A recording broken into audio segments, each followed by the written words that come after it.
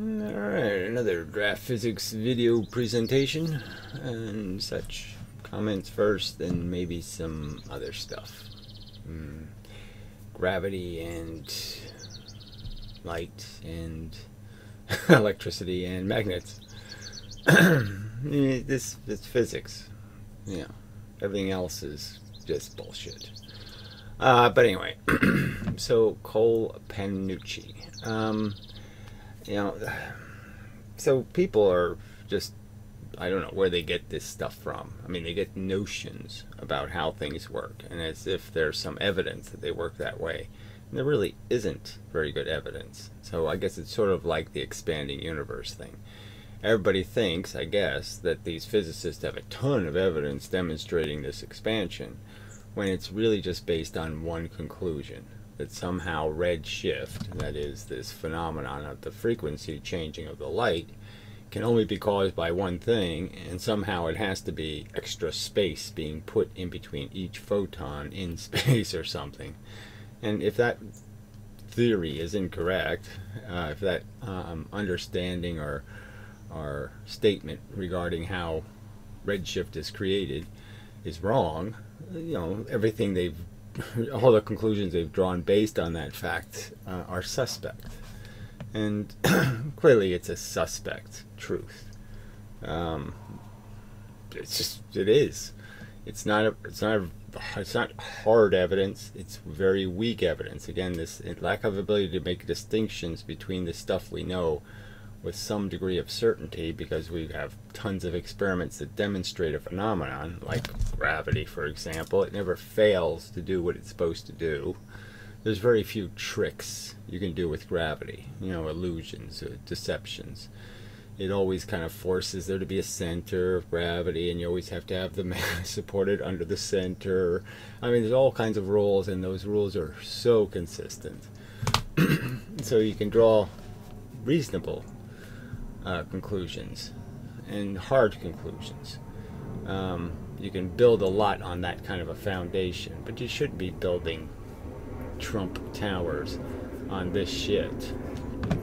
Alright, so how does gravity move faster than the speed of light? So, it's a stupid question. It doesn't. So where did you get the idea that gravity is instantaneous?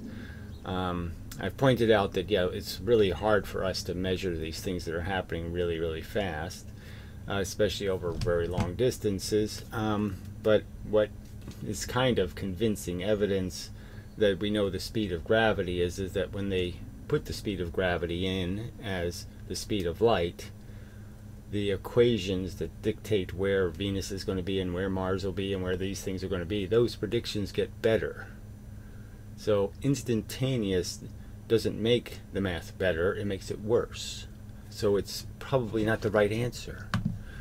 Any two objects that are connected gravitational have an instantaneous connection. So, says you. Where's your evidence of that?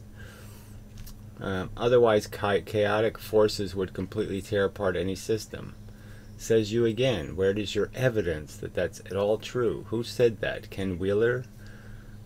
You know, who said it? Who are you quoting? Who told you so? Because I don't think you did any experiments to demonstrate so. So it's just bullshit. Sorry. It's bullshit. I mean, I've said this before, the gravity you fall into isn't the gravity you're creating. So yes, when you interact with something, there is a true interaction. That is, you will create gravity, but you'll create gravity that something else out here will experience. So if you're here, and the gravitational thing's here, you're creating gravity that something else will see. They'll see your mass. They'll be affected by your mass, as if your mass is connected to this other mass. They'll see this as the object. And so when you get involved in making gravity, that is, you start blocking force and moving, that is, absorbing force that would have hit an object, you're changing, and then the other object moves towards you and absorbs force to move towards you. Obviously something over here, further away, is also going to notice that you absorb force, because that you move towards him too. So if the sun is moving towards the Earth and Venus is over here, somewhere in the arc, it's going to experience the gravity created by the Earth, in the sense it's going to experience the absorption of energy that would have hit Venus, but now it's not going to, because the Earth is there absorbing the energy. Yeah. So because you have to sort of understand the gravity you create. So when I get involved with the sun, let's say, or I'm involved with the Earth, the gravity I'm creating is almost sort of like electricity and ground, in the sense that the gravity I create is direct. The pressure I produce goes straight down into the Earth. But the effect, okay, of my change that I make on the other side of the Earth, in the sense of blocking force that would have hit the Chinaman below me, the whatever, Javovian, that gravity is being spread over the entire 180 degree circumference of the Earth. The pressure has been converted into any pressure that has a component in the right direction. So anything that has a component in this direction, that's which way the force can leave. Like a photon, it can be in any one of those two dimensions of the sphere. So my gravity spreads when it's affecting something else, the gravity I cause. So any vector towards me is a vector that counts. So in a sense, if the sun moves this way, not horizontal, but not vertical, some other angle towards me, all right, because of absorbing, because I didn't hit it with something. So now instead of going horizontal, see, it would have gone horizontal, but because I exist, the forces that would have hit it horizontal are now imbalanced, and so now it moves a little bit in my direction. That fact means that any vector that has a component towards me is one that could be affected by the force I absorbed. The force I absorbed is missing, and so any line, anything coming at any one of those angles, I'm not really making a good angle, but any one of those lines could be the one that would have gotten hit. And so any one of those lines could now be pointing more towards me. And so the radiation that you cause and the shadow you cause spreads. But these these are all little important details to understanding how the mechanics of something works, and people just keep throwing out these words like wave, and they don't explain how this wave could possibly physically work. And I'm just saying that I can explain it to you, but you have to be patient enough to hear the details, because there is details. There's reasons why different experiments have different outcomes. Why, again, you have to have some sort of consistency. You can't say it's a wave and then pretend that the single slit makes any sense, or that the multiple slit with images being projected makes any sense, being made out of waves. Anyway. Alright, so then he says, he requalifies his statement. I'm basically asking you what you think the speed of gravity is. Well, I've pointed out 4 million times, it's actually the speed of force. It's just stupid that we call it the speed of light, because all of the forces that move very, very fast all move the same very fast. And I mean, it is a very fast speed, okay? It's not something you can get confused about.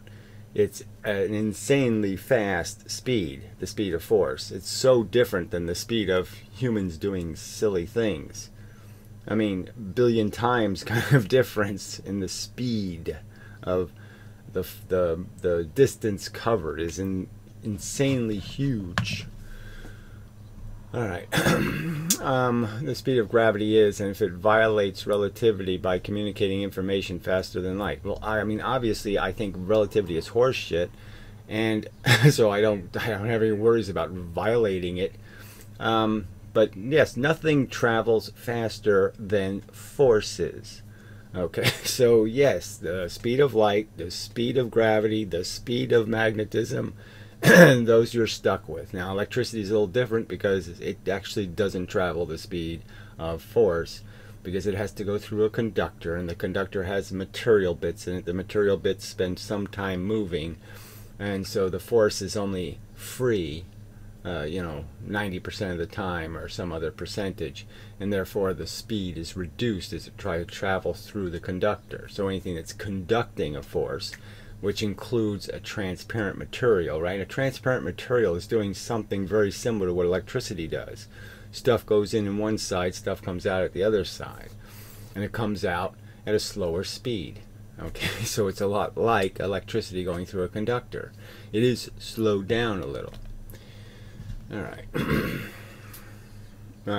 More in transparent materials than conductors, but still the same principle is involved. It's how much interaction you're having with the atoms. All right, the material bits. All right, if gravity is working against the magnetic field as you move the bar closer, it's not, gravity always is working against anything. I mean, it's always there. The point is that in his experiment, the magnet clearly has to pivot. Do you understand? It has to pivot. That means it has to change. It has to go up against gravity to move towards the magnet. Now, if he could keep everything perfectly linear, perfectly horizontal, so everything moves, slides this way and slides that way, his experimental results would be completely different. But the very fact that he's allowing it to pivot on a pendulum, do you understand that pendulums go up against gravity? That's how the pendulum creates the potential to swing down, is because it swings up. I mean, Jesus. I mean, the pendulum, right there, you're just saying, you hear that somebody's actually arguing that somehow the pendulum swing is not a conservative force, when we know that the only thing that stops the pendulums from swinging forever is friction. So, I mean, we already know how conservative it is. So, I mean, the very fact that somebody would even challenge the idea that magnetic fields are,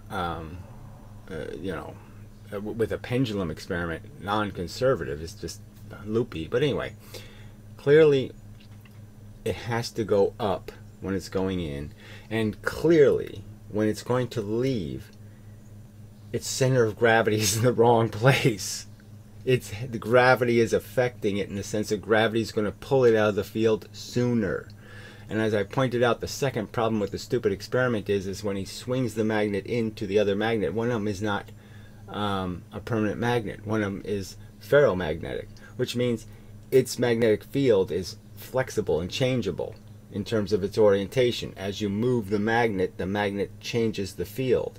And so now when you're swinging it out, it has the wrong magnetic field. So it has, it's north to south going in, it's south to north, I mean it's south to south going out. So of course it's going to affect the experiment. I just don't know why you're defending something that's so overtly imprecise as an experiment. I mean, it's fun to do simple experiments, so don't get me wrong, but they all have an illusion in them. Okay, so I might as well get to one of the points I'm going to make later. So the Franklin Hugh guy did some of the John Chappelle videos, finally uploaded from a couple of weeks ago, the science chat. And he says some stuff. I like Franklin. I wish he was willing to have a conversation. But he says some shit that's it's just stupid. And so what was the point? The noise upstairs distracting me. So I was on the point of gravity, and it's gone. Oh shit. Gravity against the magnetic field, and which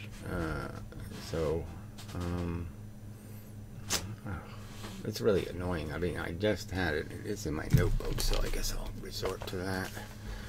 I shouldn't really have to, because I should be able to. Should have retained that. Now I have to find that piece of paper, the right one. This one should be the one. All right. Oh yeah, magnet and the. So Ken Wheeler has used this also. So we're back to the TV screen bullshit. So Franklin, who has a video on his channel where he's showing, put a magnet into a cart screen, and with a hash bar thingy on it, and you know, a little cross, and they put the magnet right in the middle and the bars right in the middle. And the idea is this: look, here's an image, and the image turns, it twists, it bends. When you put the magnet in, and you turn it the other way, it bends the opposite way. Now, it doesn't swirl exactly.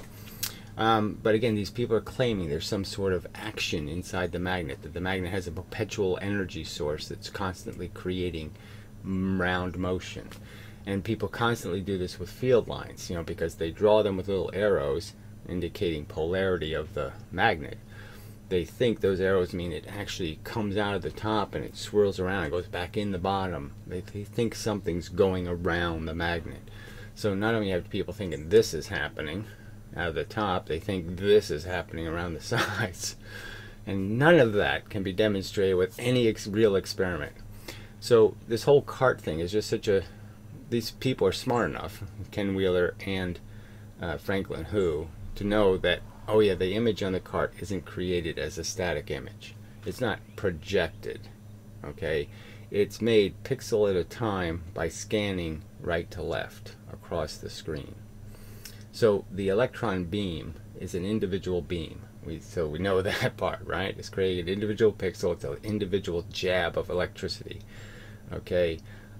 So it's definitely a ray. There's no waves involved, and it's not being made as one static image. So if you think about that, then you can understand that each one of those vectors coming out of the cart has a different angle. So the further away you are on the fringe, the more that beam had to be bent to get there. Okay, so it was already being bent. It's already coming out at a sharper angle. And if you have a little bit of logic, you can understand that the center thing might not get disturbed at all because it doesn't know which way it's supposed to go. But everything else would be pushed, okay, as it comes out at an angle. It would be deflected more depending on how much angle it already had. So the more angle in, the more angle out. And that's what's causing the turn, is just the right hand rule. So there's a slight tendency, a bias in magnetism, where on any surface there'll always be a right and a left, in terms of it'll always start with a south pole, north pole, south pole, north pole, south pole, north pole, and that start is always has a bias in one direction. All right, it always starts, let's just say, with the north, the plus, and it's always on the right side, you know, however you want to describe it. And that's the way it always sets up. So it always has a bias in a direction. And you're just seeing that bias in this turning that's happening because you're putting a magnet in that's repelling the electrons. And the electrons are coming at different angles towards you. Their vectors are different. And so they're affected by a different amount in different directions. But they're always affected by that turn. Alright, that slight bias. So there's a perfectly reasonable explanation, and it doesn't have anything to do with anything swirling out of the magnet. First, because it's not a static image that you're turning, so, and clearly the little rays of energy that you're bending are individual rays of energy. So it just doesn't make any sense to think you can swirl it. And so obviously you never see a swirl happening with any kind of iron filings or ferrofluid. You can't make any of this stuff swirl. You can't make it move and keep moving. You can't put a magnet in ferrofluid and the ferrofluid just keeps moving, moving, and moving. You just can't do it. You can't create anything, can't create any confetti that you could throw in all these currents they think exist and show the currents existing. You have to move the magnet to move the magnetic field. The magnetic field does not move on its own. And the only other thing you can do is turn it with an electromagnet. Yes, you can clearly turn it on and off, and keep things moving. But that's just obvious what you're doing there. You're herky-jerky. You know, you're attracting and then repelling and attracting and repelling. So that's obviously, in a sense, moving the magnet. You know, same difference. So this is another one of those things where people are just so confident and they're so think this is real, that this stuff comes out of one end and it goes back in the other end. All these notions, and they're not based on any evidence. There's just no facts that demonstrate that. There's just gimmicks, like ferrocells and putting magnets into cart images that aren't static images. Alright. And it still doesn't make any sense even if you accepted the fact that there's some actual twisting. You'd have to still explain why doesn't it keep turning? Why doesn't it just create a hyperboloid or a tornado in the screen? If it's a moving field, why doesn't it keep moving the image? Alright. Yep, good enough. Alright, if gravity is working against the magnetic field as you move the bar closer. So again, I've explained this so many times, but clearly it's on a pendulum. It has to go higher to move towards the magnet. It has to lift the mass. I don't know how you can't understand that. And if you have to do two things, you have to lift it and move it sideways, somebody can understand, so that's going to take more force. So it's not going to move until there's enough force to both move it this way and move it up. So obviously you're not going to read the same amount of force when it has force pushing it down, pushing it out of the field, and comparing it to when the force has to push it up against gravity. Obviously there's not going to be it's not going to be conservative in the sense you're not going to get the same reading. You're going to be measuring two different forces. The force going in will have to be very strong to go up against gravity, and the force leaving is going to be much weaker because gravity is going to be helping you leave. Okay. Oh, fuck it. Yeah, see, that's your attitude. You lost the argument, and then you just play games. We all know this is pointless to explain. What are you explaining? Again, I propose a simple argument that it's clearly going up against gravity. You're saying that doesn't matter. That doesn't hurt the experiment any. You're measuring a different force, and you have a force that you have to overcome to move. And you're saying that doesn't matter to the experiment. You're being belligerently stupid on this point. Just belligerently a fuckhead. Alright. Even if you were shown wrong in your explanation, well, how are you going to do that? The explanation is simple. Okay? Either it does or doesn't go against gravity to move into the field. You explain to me how you haven't moved the center of gravity of the hunk of iron up. Show me that that doesn't happen, and then I'll concede your point. But it does happen. The center of gravity moves up. You have to do work to move the center of gravity up. You will never concede it. I'm not going to concede you're right when you're fucking wrong. Yes, that's true. Just move on to another one and pretend that this is what you meant all along. So just a preposterous lie. I'm sitting here reading your garbage, tripe, crap comments. I'm giving you every fucking courtesy in a fucking sense, jackass. You don't answer any of my fucking questions. You won't accept any interrogation at all, you motherfucking cunt. And yet you'll play this game like somehow I'm evading. I'm not the one evading. You're the fucker invading. Why don't you explain to me how the images are produced in the multi-slit experiment? How images get created by wave interference. Why don't you explain to me how a coherent image can be made by wave the fuck interference? Fuckhead. Will you answer my fucking question, you fucking piece of shit? Yeah.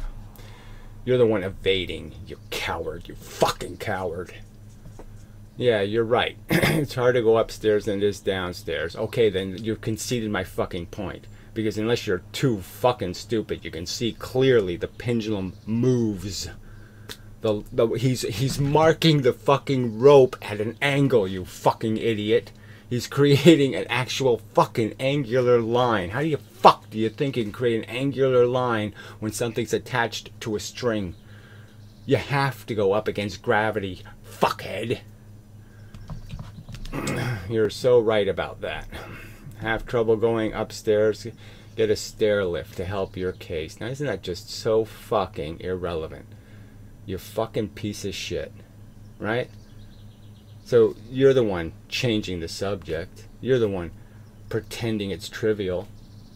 No, it's fundamental to whether you can do the fucking, you can glean the information you're attempting to glean from the fucking experiment. It's critical, and it's critical to, this is exactly what's wrong with fucking physics. Is assholes like you applauding when the experiment is done horrible. I mean, a piece of shit as an experiment, and you're saying, "Oh yeah, it's a great experiment. It has 9 million things in it. We've heard every sound in the universe and have a record of every sound the universe ever made, so we know exactly what to filter out." And you'll buy that crap because you're just stupid fucking dupes. You're Borgy little pricks that have no fucking imagination. Your brains don't work at all. You have no reasoning skills. You're just stupid little rooting for the home team. You're little fucking soap opera watching pussy shits. No balls, no integrity, as even thinkers. Alright. Ninja. I'm always a bit apprehensive of someone who has Christmas lights hanging on. So what exactly? They're lights. So if you have lights, little LED lights at a periodic distance from each other, there's something innately Christmas about that. You can't just say lights are pretty, lights are interesting or nice. No. They're Christmas lights. Amazing. I'm celebrating Jesus' existence because I have LED lights that are highly efficient and a pleasant way of lighting an area. Yeah. Fuck you. Oh God, these people. Dude's a meth tweaker. Yeah. What the? I mean, I might as well just block that. I mean, what's the point? Dudes. You know. I mean, no capacity to make any kind of reasonable counter argument to a single fucking thing I'm saying. Just this crap. And so he would want this he'd want his father to be treated like that. So as his father stands up to make a presentation that maybe he spent a lot of time working on, and he'd want some asshole to just stand up and go, "Dude's a meth tweaker." That's how you want your father treated. With that much disrespect. Being challenged by some heckler who has no balls, no information, no knowledge, hasn't done any work, just says bullshit like, "You have a big nose. I can smell your farts from here." I mean, you can't be accidentally killed too soon. You're such a useless sack of shit. I mean, look in the mirror, fucker, and just wonder to yourself, just what fucking kind of blight am I? You know, ask yourself the question, oh, yeah, how much do I look and act like a microbe? Oh, fuck. Pus. Alright, another irrelevant pile of shit. So, from Guitar Man. So, people who, waste their time. There's professionals who do the guitar thing very well. We really don't need you. While I agree with much of his analysis, it's hard to take someone serious if they haven't figured out how to fix holes in their ceiling and walls. Well, they weren't my ceilings and walls. That's the first thing. I rented. Okay. And second, even if I didn't rent, if I don't care, then what's it matter, right?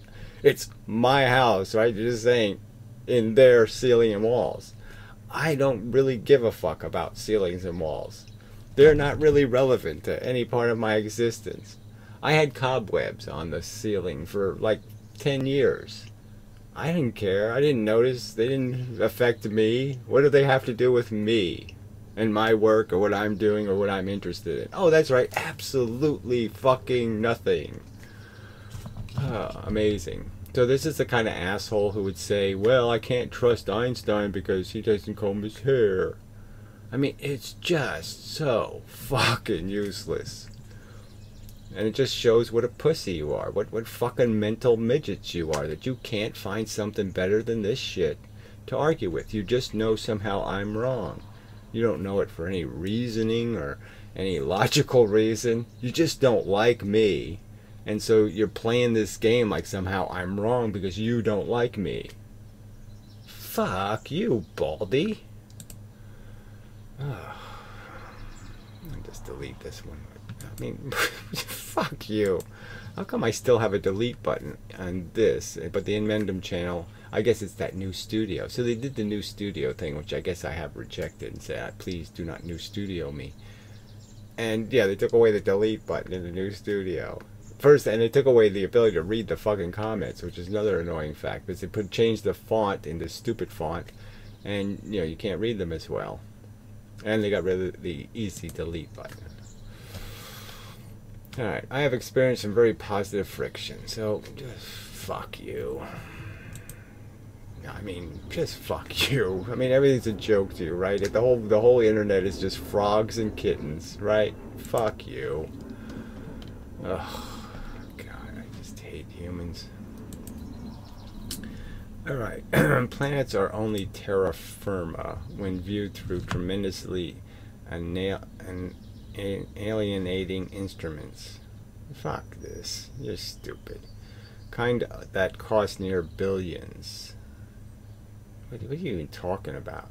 Hubble, Lucifer, Sophia. Why should I believe anything that niche and exclusive when attempting to explain what's truly going on?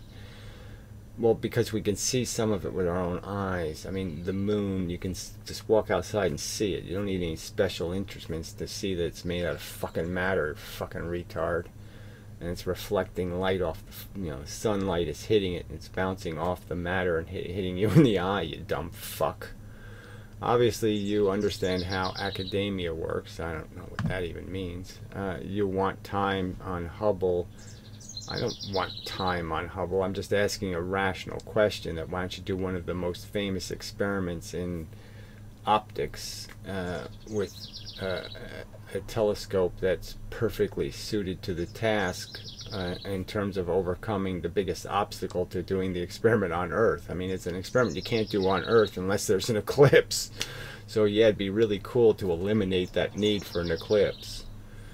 You agree to what we agree to. What evidence do you have for a space vacuum or gravity in general? I mean, this is just too stupid. There's only about 10 zillion evidences of gravity. Yeah, I don't know. You're just too fucking stupid.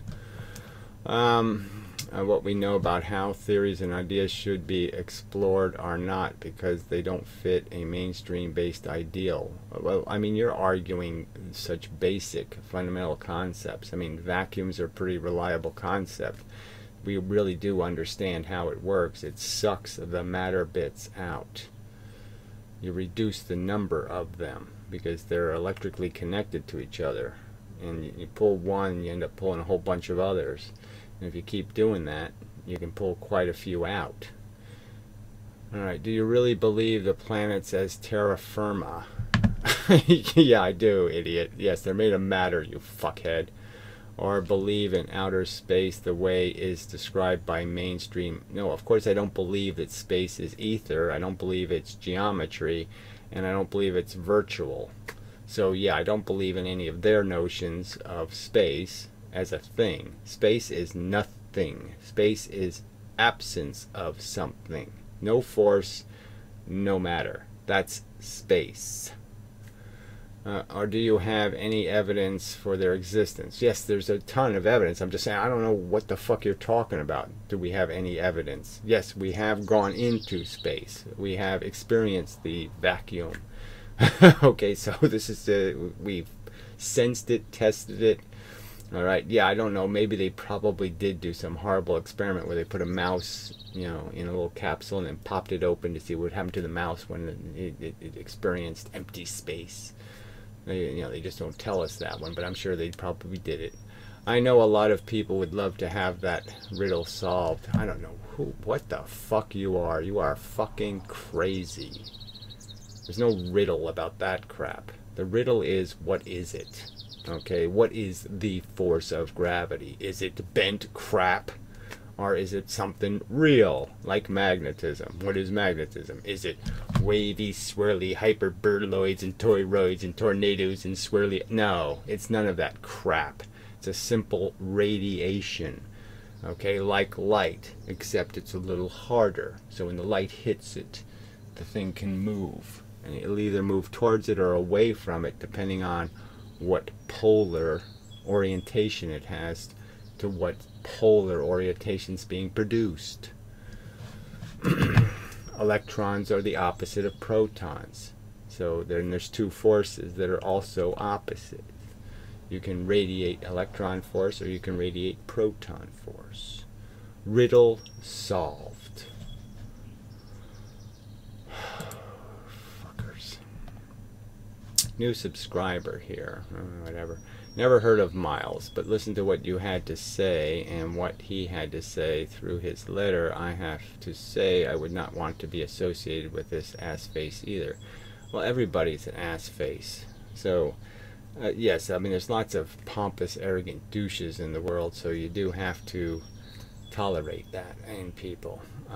People make casual judgments, kind of obvious. They judge things based on the book by the cover.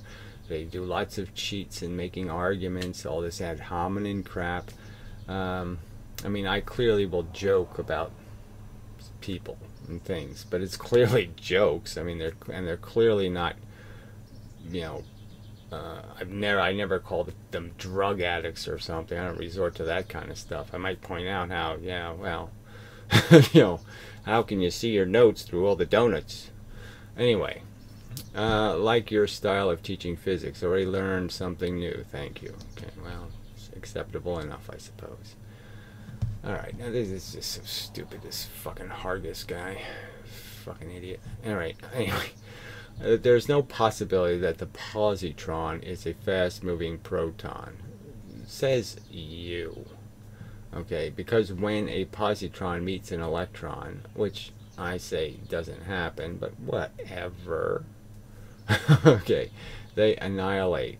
Well, says you again. The word annihilate obviously doesn't mean anything if you're going to say they produce something, but whatever. And produce a gamma ray. Says you again. They can produce more particles if they are moving fast enough. Well, they're not going to be more particles that are any bigger. You know, it's only can increase the frequency. Is that what you're saying? But I say it's all horseshit anyway. When a proton meets an electron, they form hydrogen. Well, yes, it clearly depends on how they meet. So I would argue before you even say this crap, as I have already argued, that the neutron is the same thing. It just means that the electron is closer to the proton. So when the electron is very close to the proton, it's a neutron. When the electron's a little further away, it's hydrogen. And if they hit each other with enough force, they will create a neutron. Well, there you go. So if the interaction gets them closer to each other, that means they've gotten rid of the energy between them, and the only energy that's repelling them is the energy from the external world. And so that's why the more isolated a neutron is. See, everything has to be understood in a context. If you're viewing a neutron, let's say, or a hydrogen atom, inside a vessel that has been conditioned to do your viewing, it means that the external forces you're applying to them are different. So if the pressure in the vessel is different, or the magnetic fields are different, or anything's different, the particle will actually be different. Because the particle is a byproduct of the pressure environment it's in.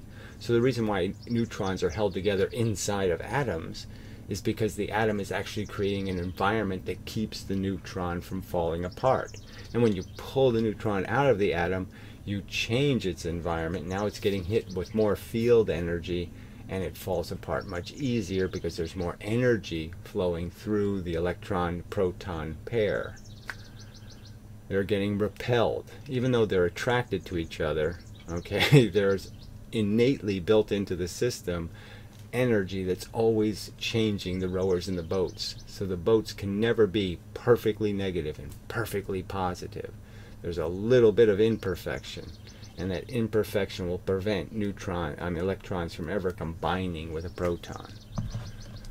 All right. They produce, okay, when a proton meets an electron, they form hydrogen. If they hit each other with a force, then they will create a neutron. More stuff can happen, but I'm not going to get into that. Yeah, well, I'm just saying, you're getting into what? The same kind of bullshit physics that has the whole universe expanding in some kind of weird idea of it because of conclusions drawn about redshift. Take a little tiny bit of evidence and turn it into a whole fucking theory of the existence of some new Joe particle. Also, positrons have been studied in great detail. That's just a lie. Okay, they really can't be studied in great detail. They don't even know, they can't even explain, again, this is the incontinuity. Where are they? Where are these positrons hiding? You know, what's their function in the universe? Where do they exist and then fly out of? What are they in?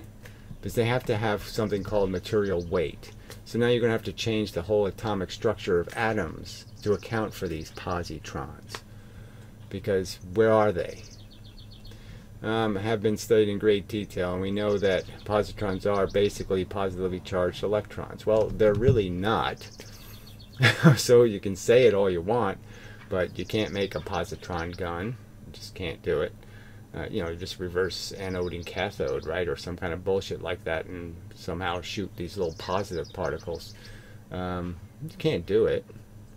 So this is just horse shit. They're not exactly like electrons with a different charge. And then you have to explain, well, if they have the same charge as a proton, how do they acquire that same exact charge? I mean, the same exact charge. So their density is tiny compared to that of a proton, and yet somehow they manifest exactly the same charge? Well, that doesn't make much sense. So then he goes to the old cloud chamber type images. These have clearly been edited. You know, and these are events that only happen very, very rarely. So you can understand that they don't really know what exactly happened in these events. These could be very rare events where there's actually 3 things that hit each other. They have no idea. So, I mean, this is all just such horse shit. And obviously these 2 swirls are a different size. Just saying. And yes, when an electron or a proton loses momentum, this is exactly what it does. So you could probably get a proton to do exactly this. So there's nothing surprising about any of that. And this electron-proton, this electron-positron pair, again, there's no reason why you can't believe this is an electron-proton pair. Because you haven't validated or proven that this thing over here isn't just a proton. I mean, the charge thing is just the trouble. You can't have the same charge with 2 particles that are so fundamentally different. It just doesn't make much sense. If you can't see that that's a reason to say, I need more evidence before I'll draw a conclusion. Again, I'm not saying that it isn't. I'm saying it's quite possible that maybe protons are made out of positrons, but I don't... there's just no role to play for some other positively charged element. And I don't think you're ever going to find any of these other bullshit anti-particles, the anti-photon. I don't think you're ever going to find one of those. You're not going to find the anti-proton. You're just not. So it's just horse shit. The whole anti-matter thing is just, it's just gibberish, baby talk, made up crap. Alright. So that's probably enough of that. So the Bill Gates guy is doing a video, a couple of videos on Ken Wheeler. Now it starts off rather slowly, you know, him getting to the real issues with Ken Wheeler. So he wastes the first half hour kind of just blah blah blah blah blah before he finally gets to showing that Ken Wheeler basically just plagiarized a lot of Bill Gates' statements and work, and that Ken Wheeler, before published his book, you know, Bill Gates had published his, and you know, that's just one more fact to put into this thing to understand who is this Ken Wheeler and what kind of shit is he talking. But the interesting thing is that these dissidents are quite likable when they're doing what I like, which is pointing out how there's huge flaws in conventional physics. Now, I would argue that Ken Wheeler does a terrible job at that, because he just says things like Einstein's a knuckle-dragging idiot. He doesn't really explain how the mistake is how the mistake is being made and what experiments demonstrate that there's a mistake. And I'd argue that Bill Gates is also really bad at citing experiments, which, to me are really the only thing we have. That's the evidence. You can't have a trial if no one's going to show up with any facts, evidence. You have to have evidence. You have to have information to process, to evaluate. You have to have something to put on the scales. And so I don't know exactly what Bill Gates puts on the scale if it isn't experimental evidence. But anyway, it should be interesting. I don't know why the title of the video is not here. I mean, that's just hilarious. The title of the video is missing from the video page. Well, you can't get it out of this chat thing. So there it is. Kenny Wheeler Dealer, Part 1. So, it might be worth a listen. I don't know. Like I said, the first half hour, he really wasn't getting to the point. So who knows? But he's pointing out some of the same things I pointed out. He states he couldn't make any sense out of Ken Wheeler's book. I couldn't make any sense. It's unreadable. It's not a book. Okay, it's a bunch of incoherent statements piled on top of each other redundantly. Mixed in with a bunch of quotes.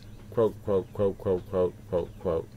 A bunch of quote mining, and not very useful. So, alright, so I think the other thing I wanted I haven't listened to this new science chat that's really from June 15th. I don't know why they can't upload the damn things when they make them. It doesn't seem like it's that challenging a task. So it was this July 6th one that I was listening to where Franklin, who, he makes these claims like somehow there's some reason to doubt the consistency of the speed of light. And it's like, why is there reason to doubt it? And then, and then the proof is also in the kind of thing where the magnetic field behaves so much like light and has the same speed. It just seems really a strong evidence that whatever these force bits are, they're quite consistent in their function. There's not a whole bunch of variability in how they affect things. So why play the game? Why the doubt in the first place? What compels you to think there's some reason to think light is a variable functioning thing? It just doesn't make much sense to me.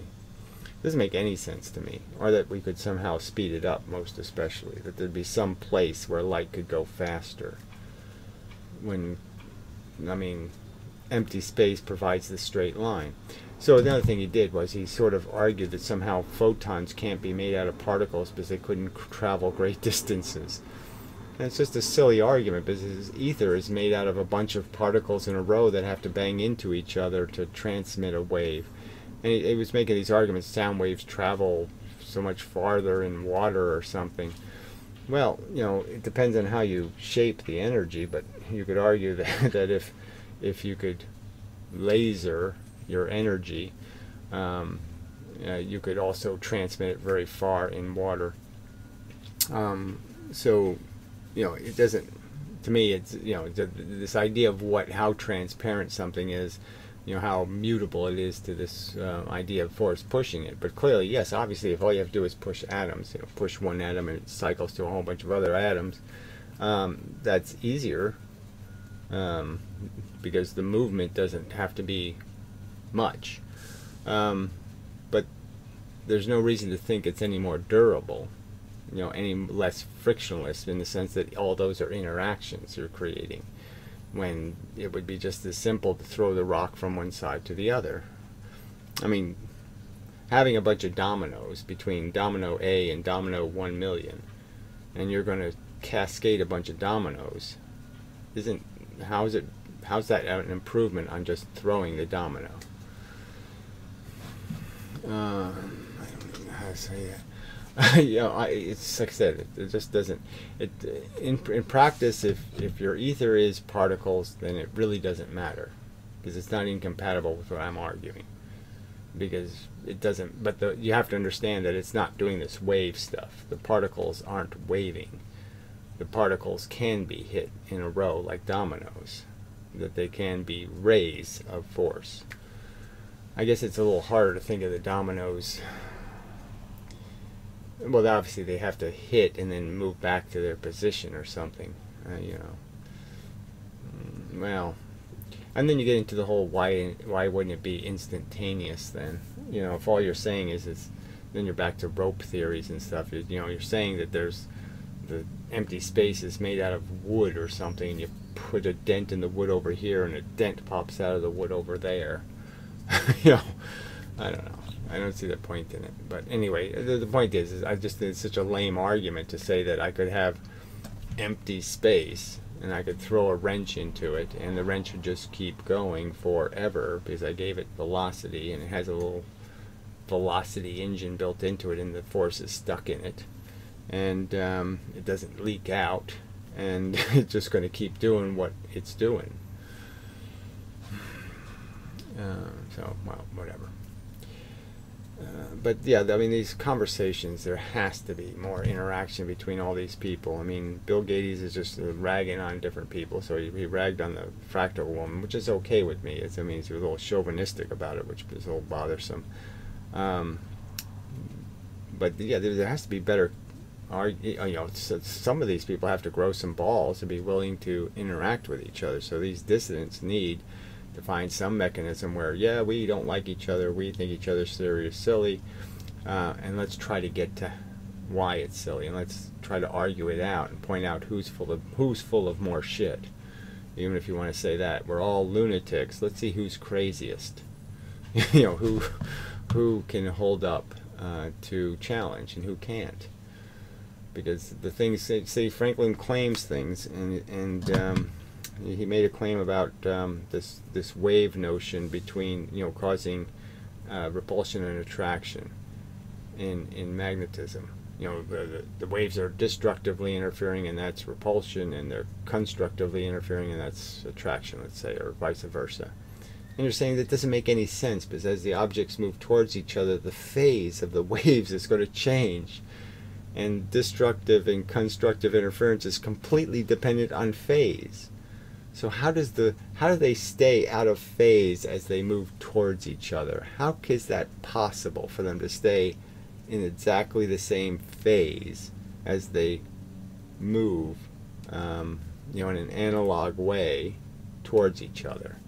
It doesn't make any sense.